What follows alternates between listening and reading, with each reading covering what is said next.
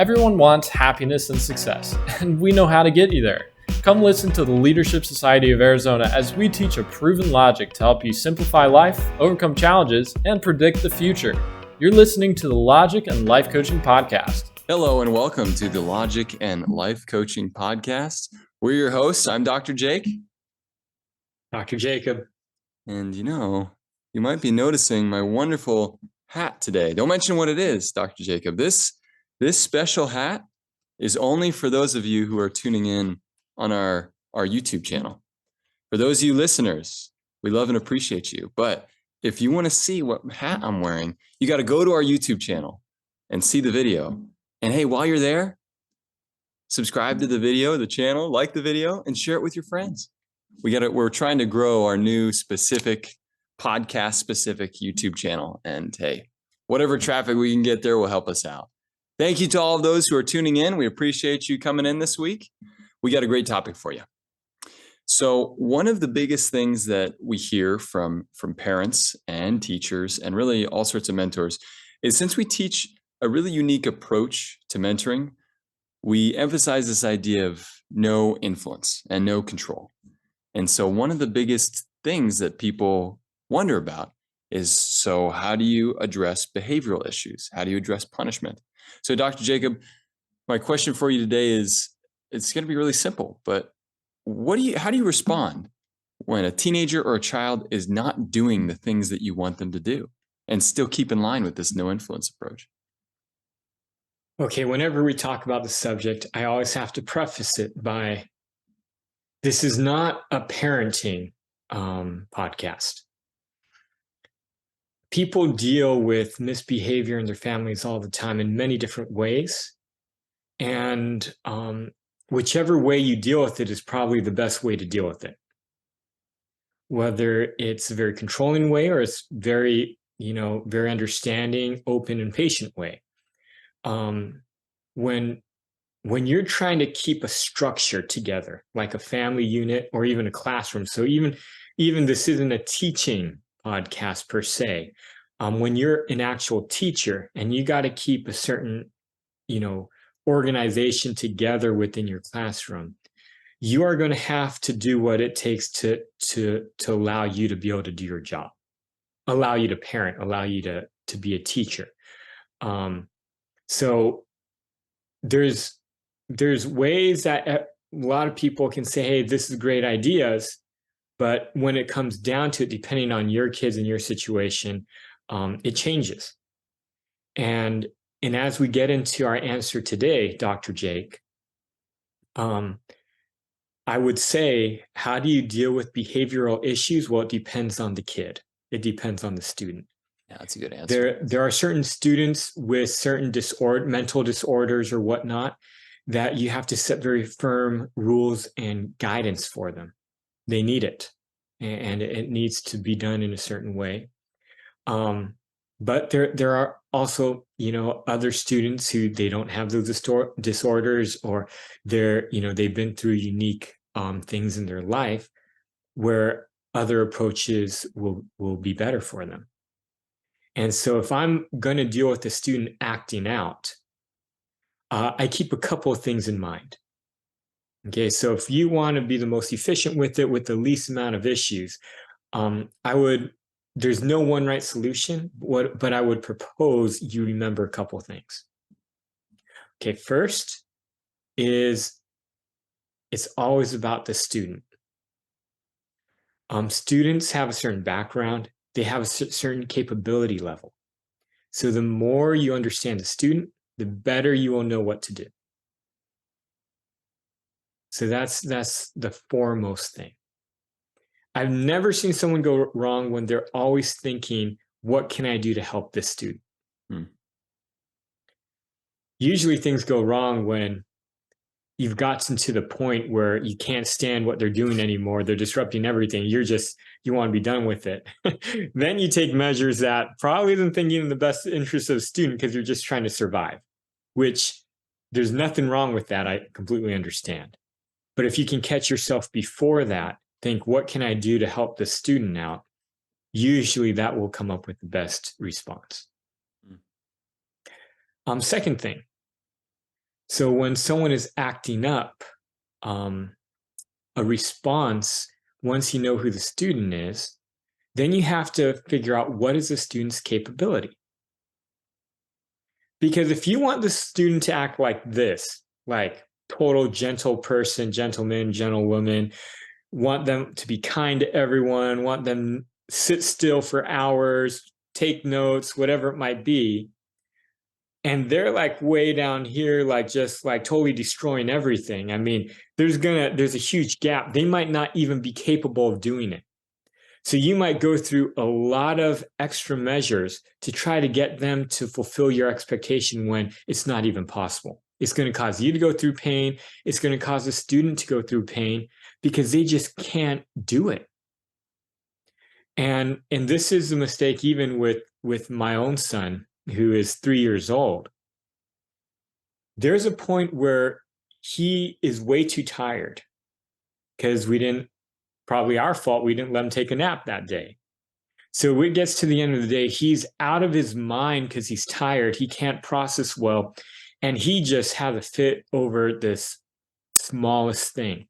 He has to go home from a friend's house, or we have to do something he doesn't want to do.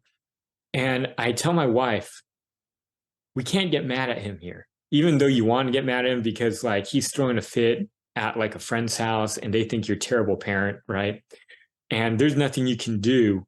You can scream at the kid, you can like try to reason with him, but he's so far gone because he's so tired that he doesn't even know what he's fighting against at that point. He's just crying at that point. So it's like basically what you're saying is when a kid gets to that point, any attempt to correct his behavior, you're not helping him anymore because it can't be helped. Yes, you got to a point where you just got to deal with the consequence, and that's why when we get to this point, I just tell my wife, don't try to talk to him because he can't even do anything. He doesn't even know who or what he's fighting against anymore. So he needs that meltdown, is what you're saying. Yes. So what we try to do then is, okay, we try to isolate him. So no one wants to hear that crying in the store. No one wants to hear. So take him to the car. Don't say anything because it's not going to help. Take him to the car. You can't get mad at him. I look at him, I just say, hey, this is my fault. And I just let him cry and melt down in the car and let it play out. Oh, but that's such a hard thing to be able to say, to look at a child throwing a tantrum and say, this is my fault. Yeah. You never want to take accountability when someone's doing something really dumb that's going to cause a lot of consequences. And it's the same thing with the young child, or it's the same thing with the teenager. That's what I'm thinking right now. A teenager, they get to certain points, and I know because I've been through it. I was a teenager. I remember there's certain times where I just got so out of my mind. And I remember it clearly sometimes, right? My parents wanted me to do homework, and I just got so out of my mind, tired, that I just was like throwing a fit, just like wanting to punch walls, whatever. And when I settled down, like the next day, I looked back and I was like, why was I so upset? Well, it's funny. I can see it super clearly for kids, for teenagers, but I can also see it in myself as an adult in like recent years. I can think of times when I've gotten so angry or I've been upset because, maybe I'm too tired, maybe I'm sick. And then I start doing things and I'm aware of what I'm doing and I'm saying, and I'm thinking in the back of my mind, this is not the right thing to do. This is not the right thing to say, but I can't help myself. It's true. It's just human beings. Yeah. And so it's important that when you're going to deal with the situation, you keep in the back of your mind, is my expectation reasonable? What can this child do at this time? Is this child out of their mind, or can I reason with the child? And here's where it comes into action and play is when you're looking at it that way, you might try certain things. So the longer you're with the child, the more times this happens, the better you can deal with it because you might try some things out. So with my 3-year-old, I'm always testing his limits, right? I'm looking, okay, now that he's had a nap, how much can I request of him before he goes crazy, right? If he's rested up, can I do certain things that before he went crazy on, right? Or what if I try to bribe him? Is bribing him a good way to do this, right? And you just test it out to see what works best with this child, right? And so that's the second thing you want to remember. The third is always you want the child to be able to do it on their own. So the best method of dealing, or the optimal, if you can figure it out, sometimes you can't figure it out. That's why you bribe, right? When you can't figure out how to do the optimal thing, then you resort to whatever you can do. Yeah. And so that's why I never judge parents or teachers, because I see myself doing it. I try every method I can. And if I don't know what to do, then, I'm just surviving. Yeah. Right. But yeah, look and kind of try to see, how is the child reacting? What can they do? Can you just talk to them and have them reason it out in their mind and get them to do it on their own? Can you get them to come up with a solution on their own? Mm-hmm. Or maybe they can't come up with a solution on their own, but maybe under certain circumstances, they'll listen to you. Sometimes with my 3-year-old son, I'll say, hey, don't jump off the bed. And he'll listen to me, right? He'll just do it on it. I don't have to threaten him. Don't have to bribe him. Don't have to try to do something out of the ordinary, right? And so you can test things out to try and figure out, okay, well, what is this child able to kind of understand? Yeah. To get them to correct it on their own. So let me reframe this and let me kind of go through it, and you tell me if this is the right way to see it. So you're working with anyone, a child, a teenager, even an adult that you're mentoring, and they're just not doing the things that you want them to do. They're not meeting your expectations, whatever this is. Could be behavioral issues, could be anything. The first thing to do is to try to see if they can reason, to try to talk to them about it, see what they're capable of doing.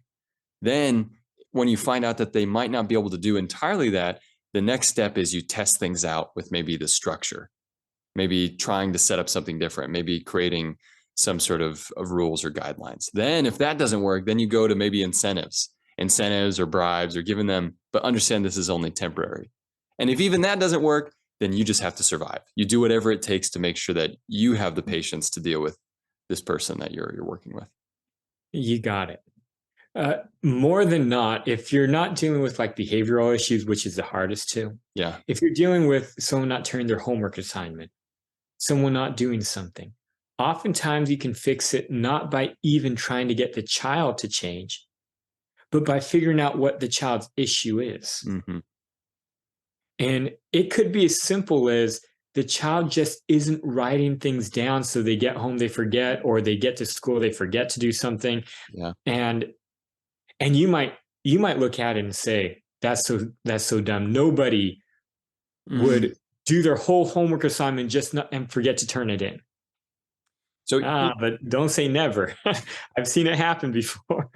Because even before you start this intervention and saying, okay, this behavior needs to change, what you do, you have to start and look at the problem. Be like, do you understand why this is happening? Do you understand where this behavior is coming from, whether this habit is coming from, and seeing if maybe you can even see an easier solution? Yes. This reminds me, and this is sort of alluding to what you were talking about, but you and I were talking last week, and you realized one of the biggest stressors that was happening with your son is that he just wasn't getting a consistent enough nap. And that alone was a structural solution to make even before addressing any of the behavior things. Yes, because the funny part about it is, so he's 3.5, about maybe, closer to 4, but we were doing just fine. Everything was going great. He was 3, he was doing well.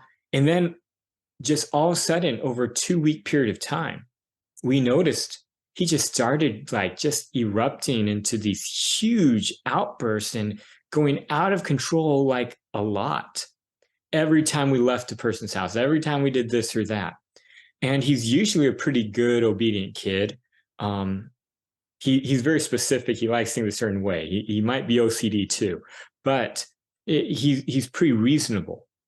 And so, yeah, so then we saw this occurring over 2 weeks. And I was taking my own advice. I was trying to figure out, well, what's going on here? Why is he doing this? And it occurred to me after looking at the frequency, when it happened during the day, what was happening, that yes, he was having these outbursts when he was really, really tired at the end of the day. Mm. And so it came to me, have him take a nap. The funny part about it is he's been taking a nap for the last almost 2 weeks now. And he doesn't fight us. We just made it like a matter of fact of, okay, it's time to take a nap now. Everyone has to go take a nap. And he does it with minimal resistance. He takes a nap. And in these last 2 weeks, he has not had that type of outburst again. So it's been amazing. That's interesting. Well, this has been super helpful because this is a really big topic, and it gives you some ideas of where we want to go with our next episode. But to simplify everything, it's as soon as you see anything isn't going the way that you expect it to with your mentee, basically the most important thing is to take a step back and see if you understand the root cause. And then it's really up to you as the mentor to try these different experiments. Do whatever you can, but at the end of the day, you just got to do what you can. So if you have to survive, go into survival mode. No one's going to judge you, especially here. It's so true. And you know what? If you were trying to help a child, if you're trying to raise them or mentor them, then even just having that desire to help them out, it means that you're doing the right thing. And in the end, they're going to be better for it, no matter what your approach is. So thank you all for tuning in. We appreciate your time, and we'll see you next time.